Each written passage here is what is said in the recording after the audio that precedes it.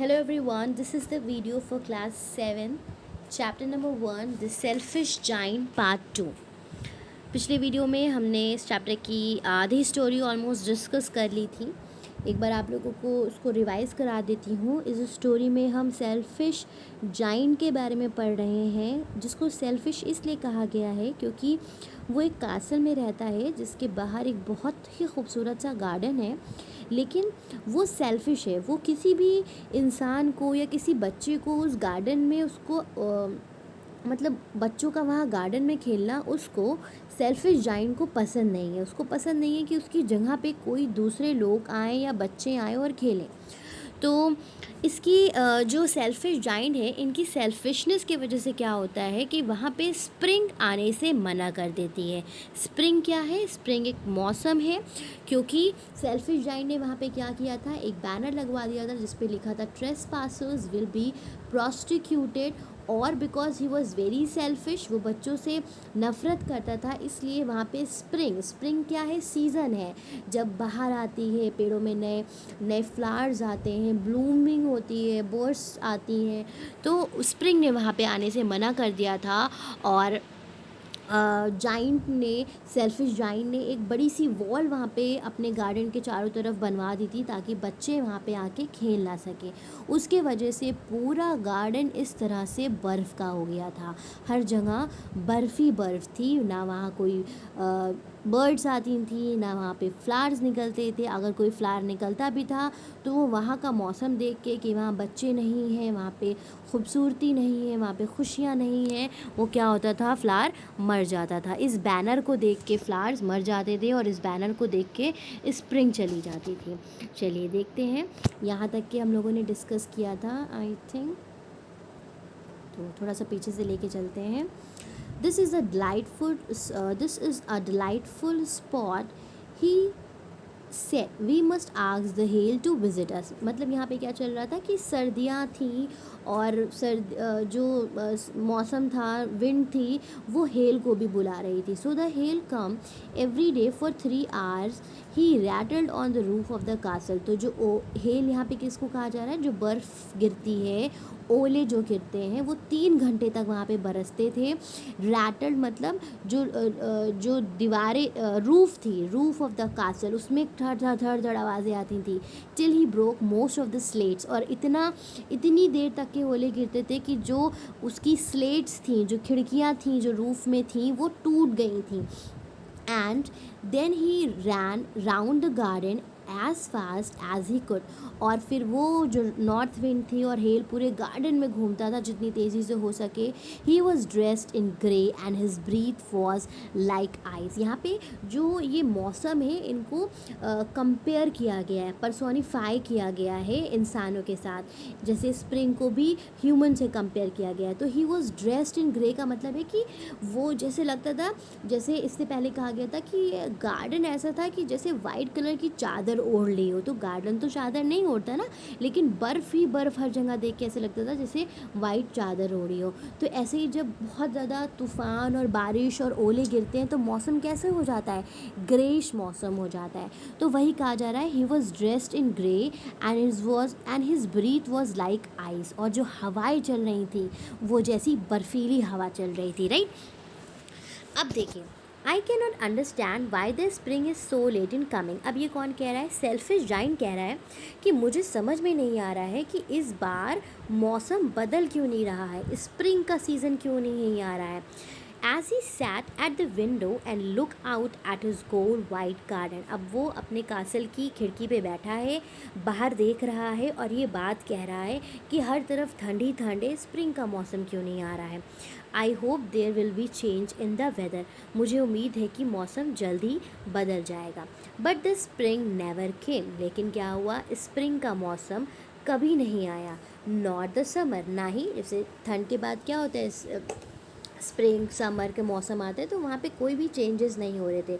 The autumn gave golden fruit to every garden but the giant's garden she gave none. अब जो autumn का season था उसमें भी फ्रूट्स, गोल्डन फ्रूट्स सबके गार्डन में आए, लेकिन जाइंट के गार्डन में कोई भी फल नहीं आए.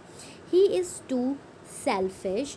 शी सेड, ऑटम ने क्या कहा कि जाइंट कैसा है, बहुत सेल्फिश है, so it was always winter there, इसलिए वहाँ पे कोई मौसम आता ही नहीं था, सिर्फ जाड़े रहते थे. And the north wind and the hell and the Frost and the snow dance about through the air.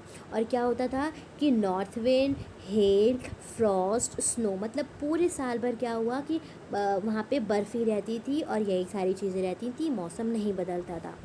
One morning, the giant was lying awake in the bed when he heard some lovely music.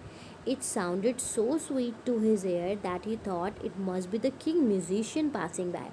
अब एक दिन क्या हुआ, सुबह के वक्त giant अपने बिस्तर पे पड़ा हुआ था, सो नहीं रहा था, मतलब जाग रहा था, लेटा हुआ था. तब उसको कुछ प्यारी सी मीठी सी म्यूज़िक सुनाई दी और वो आवाज़ इतनी प्यारी थी कि उसको लगा कि बाहर से राजा के जो म्यूजिशियंस हैं वो गुज़र रहे हैं. It was really only a linnet. अब लिनेट किसको कहते हैं? A type of a song bird, brown and grey in colour, with a reddish breast and forehead. मतलब एक छोटी सी प्यारी सी चिड़िया है जो गाती है. किस कलर की होती है? ग्रे कलर की होती है और उसका सीना कैसा होता है? Reddish and forehead. ठीक है, तो वो जो आवाज़ आ रही थी गाने की मीठी सी, वो किसकी थी? लिनेट की थी, बर्ड की थी. सिंगिंग आउटसाइड हिज विंडो, और वो उसकी खिड़की के बाहर बैठ के गा रही थी. But it was so long since he had heard a bird singing in his garden that it seem him to be the most beautiful music in the world. लेकिन उसको जाइंट को उस चिड़िया की आवाज़ इतनी खूबसूरत क्यों लगी कि उसने उसको राजा के म्यूज़िक से कंपेयर किया, क्योंकि बहुत समय हो चुका था और कोई भी बर्ड उसके गार्डन में नहीं आती थी. तो ये बहुत समय बाद था कि वहाँ पे कोई बर्ड थी. Then the hail stop dancing over his head. तो क्या हुआ कि जो हेल थी, जो बरस रहा था, हेल ओले बरस रहे थे, वो रुक गए. And the north wind ceased roaring, और जो हवा ठंडी ठंडी चलती थी वो भी रुक गई. And a delicious perfume came to him through the open casement. जो उसकी खिड़की थी उसमें से खुशबूदार हवा आई. I believe the spring has come at last. तो जाइंट ने क्या कहा? मुझे लगता है कि स्प्रिंग का मौसम आ गया है. And he jumped out of the bed and looked out. वो अपने बेड से कूदा, मतलब बेड से बाहर खुशी के मारे उठा और बाहर देखा. What did he saw? क्या देखा उसने? He saw most wonderful sight. बहुत ही खूबसूरत नज़ारा. Through a little hole in the wall the children had creeped. Creep का मतलब होता है रेंगते हुए आ जाना. उस बड़ी सी जो वॉल उसने सेल्फिश जाइंट ने अपने गार्डन के चारों तरफ बना दी थी और वहाँ पे लिख दिया था ट्रेस पासर्स विल बी प्रोस्टिक्यूटेड. उसमें एक छोटा सा छेद हुआ और उस छेद से रेंगते रेंगते बच्चे गार्डन में आ गए थे. And they were sitting in the branches of the trees. और वो कहाँ बैठे हुए थे? पेड़ों की शाखों पे बैठे हुए थे. In every trees that he could see there was a little child. Selfish giant ने क्या देखा कि हर पेड़ पे छोटे छोटे बच्चे बैठे हुए हैं. And the trees were so glad to have the children back again. और पेड़ इतने खुश थे बच्चों को देखकर, बच्चों को खेलते हुए, that they had covered themselves with blossom. कि बर्फ़ जो थी वो पिघल चुकी थी और पूरे हरे भरे हो गए थे, फ्लावर्स निकल आए थे. And were waving their arms gently above the children. और जैसे पेड़ सरसरा रहे थे, अपनी शाखों को वेव कर रहे थे, हवा चल रही थी प्यारी प्यारी. तो the birds were flying about. हर जगह वहाँ पे बर्ड्स आने लगी, उन चिड़ियाँ चहचहाने लगी, twittering with delight. And the flowers were looking up through the green grasses and laughing. और घासों में से भी फ्लावर्स बाहर निकल के आए और मुस्कुरा रहे थे. It was a lovely scene. मतलब ओवरऑल क्या है कि पूरा गार्डन कैसा हो गया था? हरा भरा हो गया था. और किसके वजह से हुआ? बच्चों के आने के वजह से हुआ. Only in one corner it was a still winter. लेकिन एक कोने में वहाँ पे अभी भी बर्फ़ थी. तो वहाँ पे बर्फ़ क्यों थी? अब देखिए, it was the farthest corner of the garden. वो गार्डन का बहुत दूरी कोना था जहाँ पे बच्चे नहीं जा पा रहे थे. And in it was standing a little boy. और वहाँ पे एक छोटा सा बच्चा खड़ा हुआ था. He was so small that he could not reach up to the branches of the tree. वो इतना छोटा था कि वो पेड़ पे चढ़ नहीं पा रहा था. He was wondering all round in crying bitterly. और वो इधर उधर टहल रहा था, परेशान हो रहा था, रो रहा था, क्योंकि वो पेड़ पे नहीं चढ़ पा रहा था. The poor tree was still quite covered with frost and snow. और वो जो वहाँ पर के पेड़ थे वो बर्फ़ से, फ्रॉस्ट से पूरे ढके हुए थे। And the north wind were blowing and roaring above it, और वहाँ पे ठंडी हवाएं चल रही थी। Climb up little boy said the tree, tree ने क्या कहा, मेरे ऊपर चढ़ जाओ। And it bent its branches down as low as it could, but the boy was too tiny, पेड़ ने कहा कि तुम मेरे ऊपर चढ़ जाओ, और उस बच्चे को कि वो आसानी से चढ़ जाए, पेड़ ने अपनी ब्रांचेस नीचे झुका ली। लेकिन तब भी जितना पेड़ वो मतलब पूरी नहीं झुकाई, जितनी झुका सकता था उतनी झुकाई, लेकिन वो बच्चा तब भी उस पर चढ़ नहीं पाया क्योंकि वो बहुत ही छोटा था। And the giant's heart melted as he looked out, जब जाइंट ने ये देखा तो उसका दिल पिघल गया। How selfish I have been, और उसको एहसास हुआ कि मैं कितना ज़्यादा सेल्फिश था। He said now I know why the spring would not come here, अब मुझे समझ में आया कि यहाँ स्प्रिंग का मौसम क्यों नहीं आ रहा था। I will put the poor little boy on the top of the tree, और उसने सोचा मैं उस बच्चे को पेड़ के ऊपर बैठाऊंगा। And then I will knock down the wall and my garden shall be the children's playground for ever and ever. और उसने क्या फ़ैसला किया कि वो उस बच्चे की मदद करेगा पेड़ पे चढ़ने में, और उसके बाद उस दीवार को तोड़ देगा और इस गार्डन को हमेशा हमेशा के लिए बच्चों का प्लेग्राउंड बना देगा जहाँ बच्चे आएंगे और खेलेंगे। ही was very sorry for what he had done, वो बहुत ज़्यादा शर्मिंदा था जो उसने किया था उस पर।